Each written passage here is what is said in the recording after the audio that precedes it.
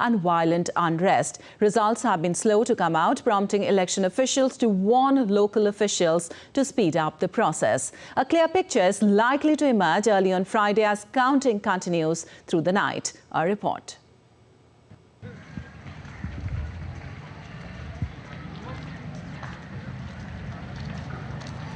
Pakistan went to the polls on Thursday.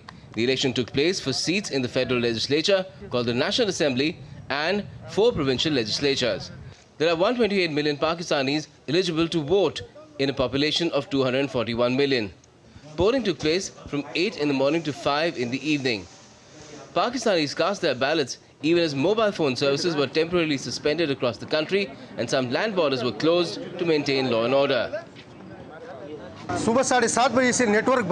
mobile phone networks have been shut since 7 a.m. in the morning and all voters are exasperated.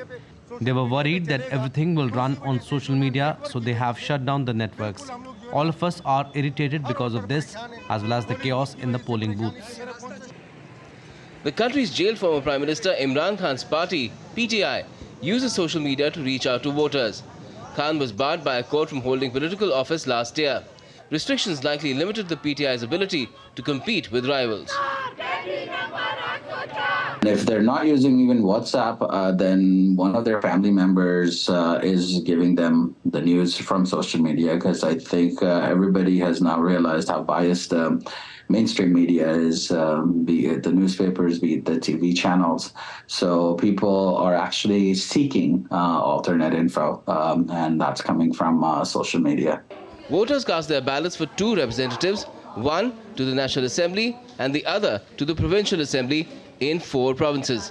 In what appeared like a large representation, 5,121 candidates threw their hats in the ring for a chance to get into the Federal Assembly. There were 12,695 hopefuls for the provinces. But while the candidates are hopeful, not many voters share their enthusiasm. We are here to cast our votes because we know if we don't come, someone else would have done it for us. Our vote has little value. It doesn't make much difference whether we vote or we don't. We are voting to just satisfy ourselves that we have exercised our right to vote.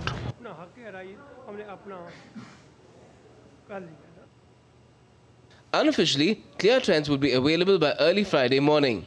Apart from Imran Khan's PTI, the 2 major political parties, the PMLN and PPP, have both been in government separately and together.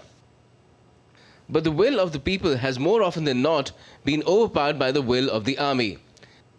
Analysts say the generals are backing Sharif this time, after they preferred Khan in 2018. Interestingly, both former prime ministers say they were ousted by the army.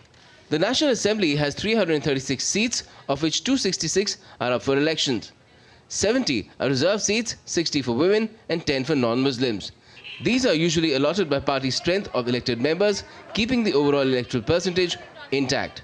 Independent candidates who are elected have the option to join any party after the elections. Once constituted, the National Assembly holds a parliamentary vote to select a leader of the House, who becomes the Prime Minister. The Prime Minister so elected must have a simple majority in the House, which works out to the support of at least 169 members.